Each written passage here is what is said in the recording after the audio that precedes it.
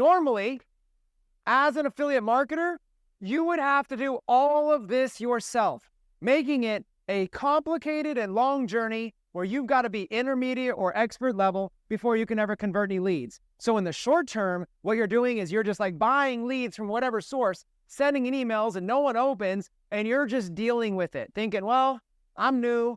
Maybe I don't know what to do. No, that's not the case. The case is that there's really no way to be successful doing that.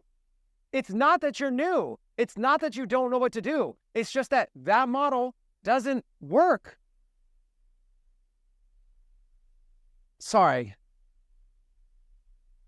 I don't know if you guys are new watching this, but from time to time, I'm going to be a little bit blunt about certain things. I'm never going to be mean.